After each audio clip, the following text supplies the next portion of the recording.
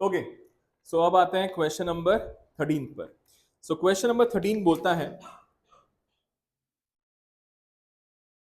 ए और बी दो पार्टनर्स हैं, इनका रेशियो गिवन नहीं है तो हम लोग मान लेंगे 1:1। सी एडमिट हुआ है 1/5 शेयर के लिए और एक एंट्री गिवन है आपको। एंट्री है premium for goodwill account debit. देखो ये एंट्री आपको दे के रखी हुई है। So premium for goodwill account debit 50,000, C's current account debit, C's current account debit 30,000 to A's capital account to B's capital account 48,000 and 32,000।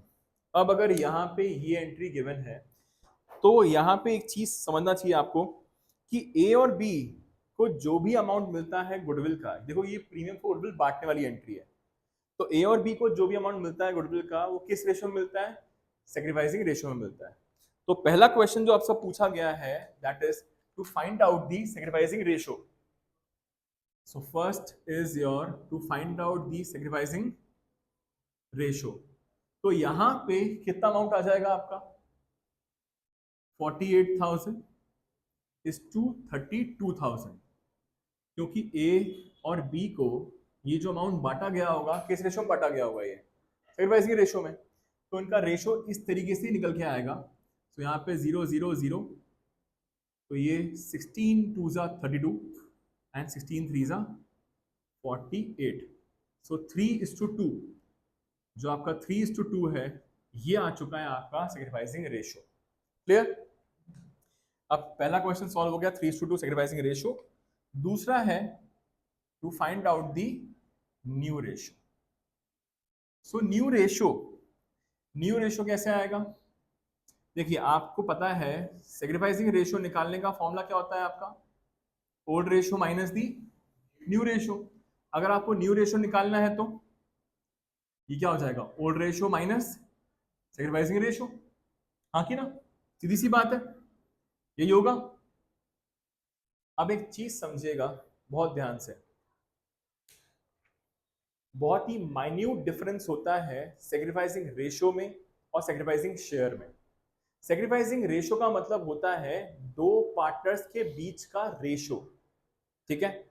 अगर मैं बोलूं 3:2 इज द सेक्रीफाइसिंग रेशियो, ठीक है, उसका मतलब ये नहीं है कि 3/5 और 2/5 सेक्रीफाइसिंग शेयर होगा। ऐसा कभी नहीं होता, उसमें बहुत बड़ा डिफरेंस होता है। डिफरेंस कैसे होता है समझते हैं। यहाँ पे बोला गया है 3:2 क्या है आपका? सेक्रीफाइसिंग रेशियो है। न्यू रेशियो निकालने के लिए हम लोग को पहले ही करना पड़ेगा ए का न्यू निकालने के लिए। तो ए के पास पहले से था कितना? 1/2 तो था पहले से ए के पास, माइनस 3/5 कर देंगे हम लोग। हाँ कि ना? पर ऐसा नहीं होता। ऐसा क्यों नहीं होता? क्योंकि ये 3:2 के रेशियो में ए और बी ने मिलकर किसको अमाउंट दिया है? सी को दिया है। तो यहां पे पहले आप ए का सेक्रीफाइस निकालोगे आप, तो एक जितना सेक्रीफाइस करेगा जितना सी को मिला है 1/5 इंटू 3/5, तो ये होगा 3/25। दिस इज ए का सेक्रीफाइस। तो यहां पे आप 3/5 माइनस में करके क्या माइनस करोगे आप? 3/25। और बी का सेक्रीफाइस कितना होगा? जितना 1/5 सी को मिला है उसका 2/5, कितना हो जाएगा आपका? ये 2/25।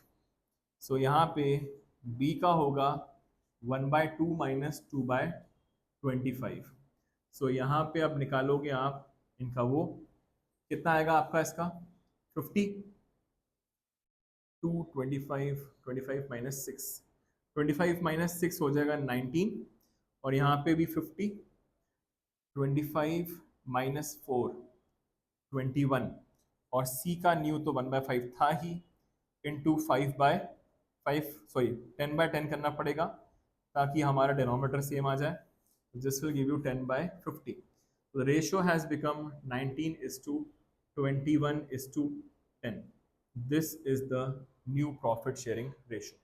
Is that clear? समझता है? थर्ड इसका क्वेश्चन है गुडविल ऑफ द फर्म निकालनी है. तो गुडविल ऑफ द फर्म निकालने के लिए आपके पास टोटल गुडविल कितना लेकर आना चाहिए था मिस्टर सी को, जितना प्रीमियम वो लेकर आया और जितना वो नहीं लेकर आ पाया. 50 + 30 80. तो ये हो जाएगा आपका 80,000 को रेसिप्रोकेट कर देंगे हम लोग 5/1. तो ये आ जाएगा आपका 4 लाख, क्योंकि उसको पूरी फर्म की गुडविल का 1/5 लेकर आना होता है. वो लेकर आना चाहिए था 80 × 5 4 लाख. ये खत्म हो गया आपका क्वेश्चन नंबर 13. अब आते हैं क्वेश्चन नंबर 14. क्वेश्चन नंबर 14 बोलता है ए और बी दो पार्टनर्स जिनका रेशियो है 3:2. सी एंटर हुआ है 1/5 शेयर के लिए. एंट्री दी हुई है आपको premium for goodwill B's capital to A's capital account. So यहाँ पे प्रीमियम फॉर गुडविल में दिया हुआ है 50,000 रुपीज, यहाँ पे 25,000 और यहाँ पे 75,000. तो यहाँ पे इसका साफ मतलब ये है, देखिए एंट्री से ये समझ में आ रहा है आपको कि जो सी है, जो नया पार्टनर होता है वही लेकर आता है प्रीमियम फॉर गुडविल. सीधी सी बात है. तो यहाँ पे सी क्या कर रहा है? सी कर रहा है गेन. सी क्या कर रहा है? गेन कर रहा है. बी भी गुडविल लेकर आ रहा है किसको देने के लिए? ए को देने के लिए. तो मतलब यहाँ पे बी भी क्या कर रहा है आपका? गेन कर रहा है. और अल्टीमेटली अमाउंट किसको मिल रहा है एज अ होल? ये ए को. तो ए क्या कर रहा होगा आपका? सेक्रीफाइस कर रहा होगा. यहां तक क्लियर है क्या? कि यहाँ पे मिस्टर सी जो है वो कर रहे हैं गेन, बी भी क्या कर रहा है? गेन. और सी क्या कर रहा है आपका? सेक्रीफाइस कर रहा है. अब अगर इतना क्लियर है, क्वेश्चन बोला गया है find out the new profit sharing ratio. तो यहाँ पे कैसे निकलेगा ये? इसको आपको निकालना पड़ेगा गुडविल की हेल्प से. कैसे दिखाता हूं. यहाँ पे प्रीमियम फॉर गुडविल कितनी गिवन है आपके पास? 50,000. मतलब कि जो सी लेकर आया है 1/5 शेयर के लिए, दैट इज 50,000. तो यहाँ पे हम लोग निकालेंगे सबसे पहले goodwill of the firm. Goodwill of the firm will give you 50,000 वो लेकर आया है 1/5 के लिए. तो रेसिप्रोकेट करके goodwill of the full firm आ जाएगी 2,50,000. अब यहाँ पे निकालेंगे ए का सेक्रीफाइस. तो यहाँ पे ए का अमाउंट है 75,000 डिवाइड बाय 2,50,000. तो इससे आ जाएगा आपका ए का सेक्रीफाइस. बी का गेन आएगा आपका कैसे? बी में कितना अमाउंट है? 25,000 डिवाइड बाय 2,50,000. तो यह आ जाएगा बी का गेन. और सी का गेन कैसे आएगा? दैट इज 50,000 डिवाइड बाय 2,50,000, जो कि हम लोग को ऑलरेडी गिवन है कि सी हैज कम फॉर 1/5 शेयर. ये हो जाएगा आपका 1/10. ये हो जाएगा आपका 3/10.